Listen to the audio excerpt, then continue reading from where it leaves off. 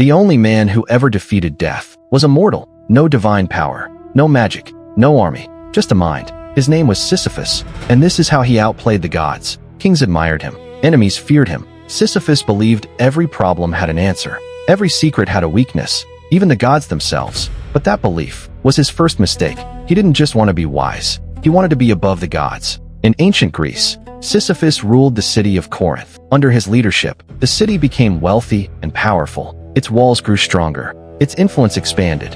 Its treasures increased. People looked at Sisyphus and saw a brilliant king. But Sisyphus saw something else. He saw proof that his mind could overcome anything. Rules, enemies, even powers greater than himself. Because Sisyphus did not fear impossible things, he searched for their weakness. And one day, he found a weakness belonging to the gods. Zeus had taken Aegina, the daughter of the river god Sisyphus. Sisyphus saw it from the walls of Corinth, a secret of Olympus, a secret that could destroy Zeus' reputation. Most mortals would have stayed silent. They would have hidden. They would have feared the consequences. But Sisyphus was different. He saw an opportunity. When Sisyphus arrived searching for his daughter, Sisyphus made a deal, the secret of Zeus, for a spring of water for Corinth. The river god accepted, and a new spring appeared above the city. Only then, Sisyphus revealed the truth. Zeus had taken Aegina. A mortal had exposed a secret of Olympus. And for the first time, Zeus was not angry because someone attacked him. He was angry because someone had outsmarted him.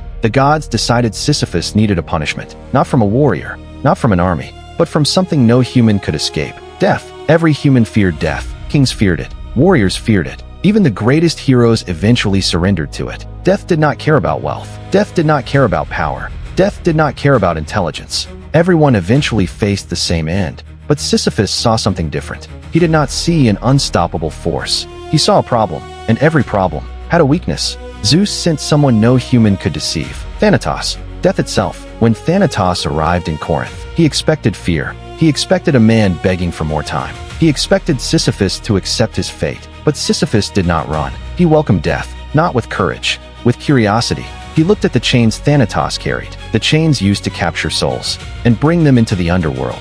Then Sisyphus asked, how do those chains work? Thanatos was surprised. For thousands of years, humans had feared him. They begged. They cried. They accepted the end. But this mortal wanted to understand him. He wanted to study death. Thanatos explained. He showed Sisyphus how the chains worked. And that was his mistake. Because Sisyphus was not searching for knowledge. He was searching for a weakness. The moment death lowered its guard, Sisyphus moved. Using the same chains created to imprison humanity, he imprisoned death itself. For the first time in history, death was not the hunter. Death was the prisoner. And then, the impossible happened. People stopped dying. At first, humanity thought it was a miracle. No more fear. No more final goodbyes. No more losing the people they loved. But they soon discovered the truth. A world without death was not freedom. It was a prison. Warriors fell in battle, but their suffering never ended. The wounded remained trapped in pain. The elderly continued to weaken. The sick continued suffering. There was no release, no ending, no escape. Sisyphus thought he had defeated death, but he had not created a better world. He had broken the balance of the world. Because death wasn't just an ending. It was the thing that gave life meaning. The gods saw what had happened, and they understood something Sisyphus did not. A man who tries to control everything eventually destroys what he touches. Ares descended. He found Thanatos. He broke the chains, and death returned. But this time, Sisyphus could not hide. Thanatos came for him again, and even the smartest man in Greece could not outthink death forever. His soul was taken, and Sisyphus entered the underworld, the one place where no mortal could escape. Or at least, that was what everyone believed, because Sisyphus still had one more trick.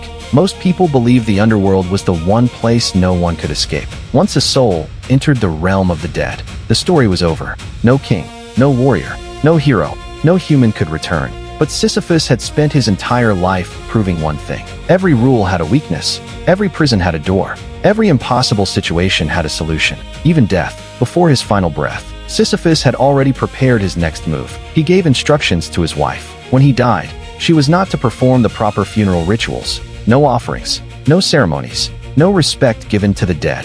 His body would be left without honor. Sisyphus knew exactly what would happen. When his soul arrived in the underworld, he was brought before Hades, the ruler of the dead. But Sisyphus did not beg for his life. He presented a problem. He told Hades, "My wife has dishonored the dead. She ignored the rituals. My body was left without the respect it deserves." Then he made a request. "Let me return, only for a short time, only long enough to correct this mistake. Then I will come back."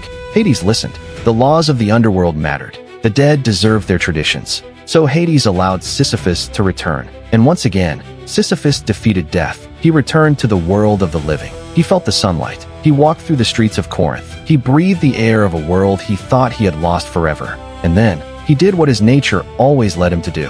He refused to return. Sisyphus had escaped the underworld. He had exposed Zeus. He had trapped Thanatos. He had deceived Hades. To him, this was proof that his mind was greater than any force placed before him. He believed he had discovered the ultimate truth. Every rule could be broken. Every enemy could be defeated. Every prison had an escape. But Sisyphus forgot something. The gods did not need to defeat him quickly. They only needed patience. Years passed. Sisyphus grew old. He enjoyed his wealth. He enjoyed his power. And he laughed at the gods. But eventually, every human reaches the same place: death. And when Sisyphus died again, there was no trick left, no secret plan, no clever escape. This time, Hermes came for him, the messenger of the gods. There would be no negotiation, no deception, no second chance. Sisyphus was taken back to the underworld. And this time, the gods did not choose a punishment that would destroy his body. They chose something much worse. A punishment that would challenge the one thing he trusted more than anything: his mind. Hades did not choose a punishment that would simply hurt Sisyphus. Pain would eventually disappear. A wound would eventually heal. Even death itself would have been too easy. So the gods created something different, a punishment without an ending. They took Sisyphus to Tartarus, the deepest place of the underworld, a place where those who challenged the order of the gods faced eternal consequences. And there, Sisyphus saw his punishment: a mountain, and at the bottom, a massive stone. The command was simple: push it to the top. Once it reached the summit, the punishment would end. For Sisyphus, this looked like another problem to solve. He had deceived kings. He had challenged gods. He had escaped death. A stone was nothing. He placed his hands against it and pushed. The weight was enormous. Every step demanded everything he had. His muscles burned. His hands became raw. His breath grew heavier. But he continued, because his entire life had been built on one belief: nothing was impossible. Slowly,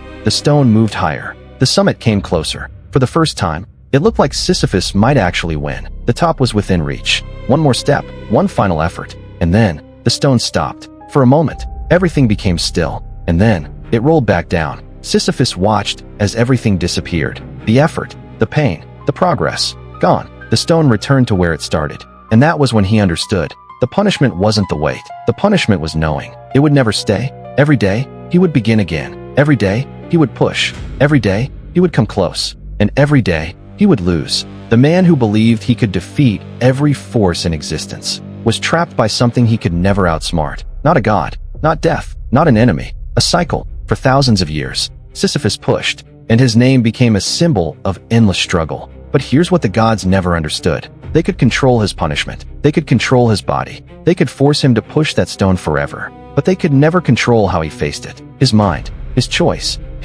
Because Sisyphus spent his entire life trying to defeat everything outside himself: kings, gods, death itself. But the greatest battle was never against the world around him. It was inside him: his pride, his need to prove he could never lose. That was the real prison. Not the stone, not the mountain, but the belief that he could never change. And that is why Sisyphus is more than an ancient myth. He is a mirror. What is your stone? The thing you push every day, believing that one day it will finally stay at the top? Maybe the greatest prison isn't the weight we carry. Maybe it's believing we can never change. Because the hardest battle isn't reaching the summit. It's discovering who we become while climbing. The hardest battle isn't the climb.